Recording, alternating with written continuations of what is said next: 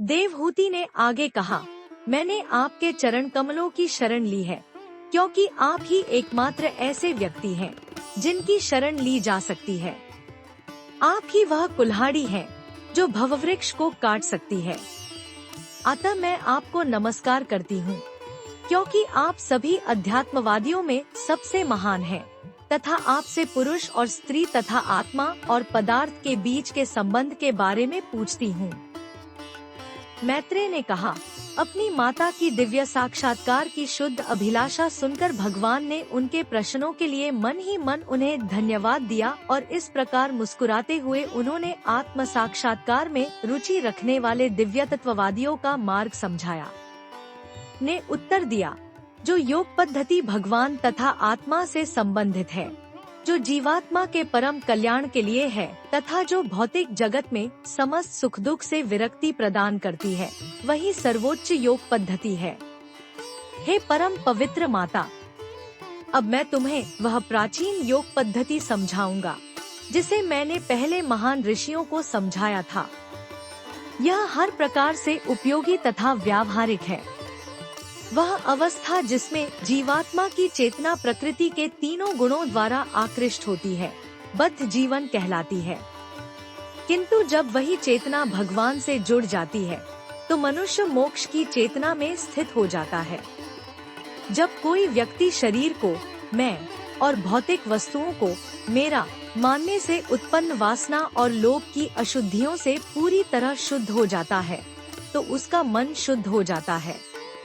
उस शुद्ध अवस्था में वह तथाकथित भौतिक सुख और दुख की अवस्था से परे हो जाता है। उस समय आत्मा अपने आप को भौतिक संसार से परे, सदैव स्वयं प्रकाशमान, कभी खंडित न होने वाला, यद्यपि आकार में अत्यंत सूक्ष्म देख सकता है। आत्म साक्षात्कार की उस स्थिति में ज्ञान के अभ्यास तथा भक्तिपूर्वक वैराग्य द्वारा मनुष्य प्रत्येक वस्तु को सही परिप्रेक्ष्य में देखता है। वह भौतिक जगत के प्रति उदासीन हो जाता है तथा भौतिक प्रभाव उस पर कम शक्तिशाली रूप से कार्य करता है। किसी भी योगी को आत्म साक्षात्कार में सिद्धि तब तक प्राप्त नहीं हो सकती जब तक वह भगवान की भक्ति में प्रवृत्त न हो, क्योंकि वही एकमात्र शुभ मार्ग है। श्री शौनक ने कहा, यद्यपि भगवान अजन्मा हैं, फिर भी उन्होंने अपनी अंतरंग शक्ति से कपिल मुनि के रूप में जन्म लिया। वे समस्त मानव जाति के कल्याण के लिए दिव्य ज्ञान का प्रसार करने के लिए अवतरित हुए। शौनक ने आगे कहा, भगवान से अधिक जानने वाला कोई नहीं है। उनसे अधिक पूजनीय या परिपक्व योगी कोई नहीं है। इसलिए वे वेदों के स्वामी हैं और उनके विषय में सदैव सुनना ही इंद्रियों के लिए वास्तविक आनंद है। अतः आप कृपया उन भगवान के समस्त कार्यकलापों तथा लीलाओं का ठीक ठीक वर्णन करें, जो स्वयं आत्म इच्छा से पूर्ण हैं तथा अपनी अंतरंग शक्ति से इन समस्त कार्यों को संपन्न करते हैं। श्री सूत गोस्वामी ने कहा, परम शक्तिशाली ऋषि मैत्रेय व्यासदेव के मित्र थे। दिव्य ज्ञान के विषय में विदुर के प्रश्न से उत्साहित तथा प्रसन्न होकर मैत्रेय इस प्रकार बोले। मैत्रेय ने कहा, जब कर्दम भगवान वन चले गए तो भगवान कपिल अपनी माता देवहूति को प्रसन्न करने के लिए बिंदु सरोवर के तट पर रुक गए। जब कपिल, जो उसे परम सत्य का चरम लक्ष्य दिखा सकते थे, उसके समक्ष आराम से बैठे थे, तो देवहूति को ब्रह्मा द्वारा कहे गए शब्द याद आ गए। अतः वह कपिल से इस प्रकार प्रश्न करने लगी। देवहूति ने कहा, मैं अपनी भौतिक इंद्रियों द्वारा उत्पन्न उपद्रव से बहुत दुखी हूँ, क्योंकि हे प्रभु, इन इंद्रिय उपद्रव के कारण मैं अज्ञान के रसातल में गिर गई हूँ। आप ही मेरे लिए इस अंधकारमय अज्ञान क्षेत्र से बाहर निकलने का एकमात्र साधन हैं, क्योंकि आप ही मेरे दिव्य नेत्र हैं, जिन्हें मैंने अनेक जन्मों के पश्चात केवल आपकी कृपा से ही प्राप्त किया है। आप भगवान हैं, समस्त जीवों के मूल तथा परमेश्वर हैं।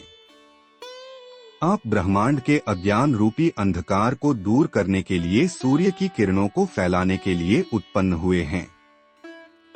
अब हे प्रभु, आप मेरे महान मोह को दूर करने की कृपा करें।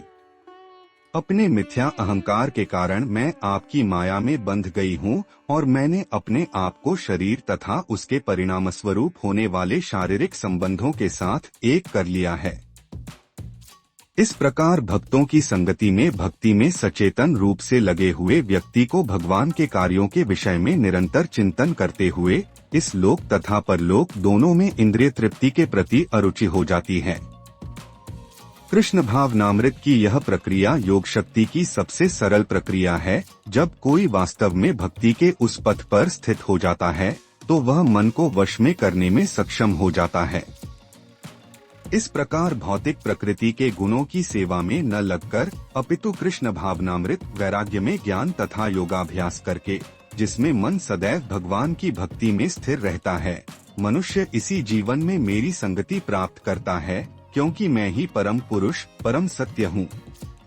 भगवान का यह कथन सुनकर देवहूति ने पूछा, ऐसी कौन सी भक्ति है जिसका विकास एवं अभ्यास करना उचित है, जिससे मुझे आपके चरण कमलों की सेवा सरलता पूर्वक एवं तत्काल प्राप्त हो सके। जैसा कि आपने बताया है, योग की यह पद्धति भगवान की प्राप्ति के लिए है तथा इसका उद्देश्य भौतिक अस्तित्व का पूर्णतः अंत करना है। कृपया मुझे उस योग पद्धति की प्रकृति बताएं। ऐसे कितने तरीके हैं जिनसे कोई व्यक्ति उस उत्कृष्ट योग को वास्तव में समझ सकता है। हे कपिल, मेरे प्रिय पुत्र, मैं एक स्त्री हूँ। मेरे लिए परम सत्य को समझना बहुत कठिन है, क्योंकि मेरी बुद्धि बहुत अधिक नहीं है। किंतु यदि आप कृपा करके मुझे इसे समझाएं, तो यद्यपि मैं बहुत बुद्धिमान नहीं हूँ, फिर भी मैं इसे समझ सकती हूँ और इससे दिव्य सुख का अनुभव कर सकती हूँ।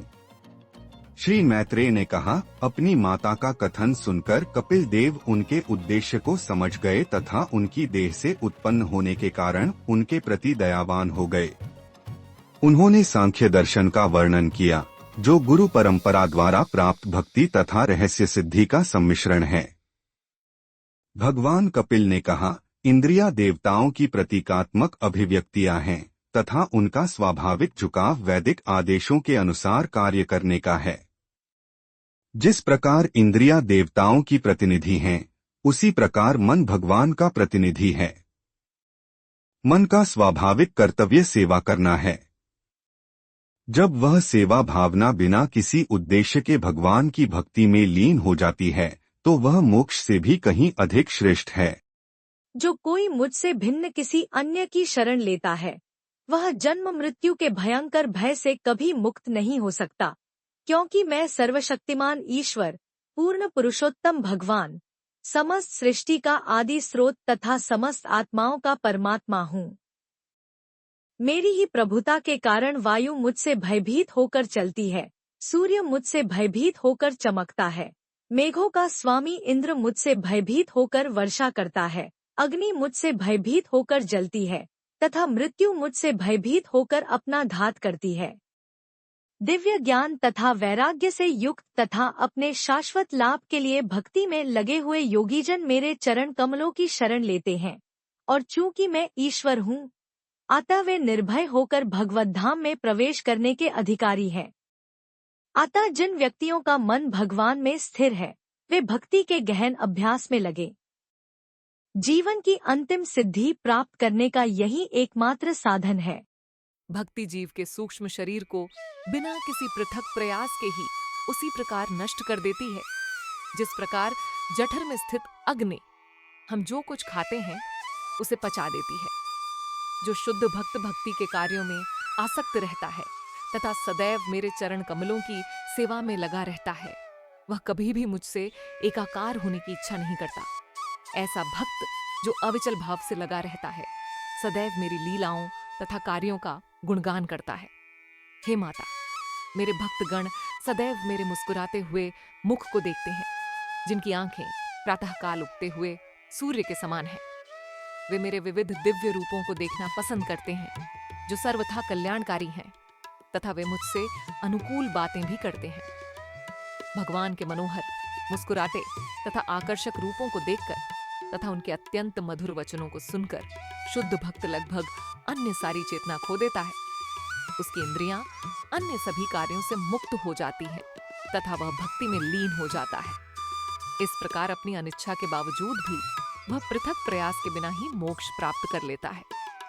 चूंकि वह मेरे चिंतन में पूर्णतया लीन रहता है, अतः भक्त सत्य लोक सहित उच्च लोकों में प्राप्त होने वाले सर्वोच्च वरदान की भी इच्छा नहीं करता।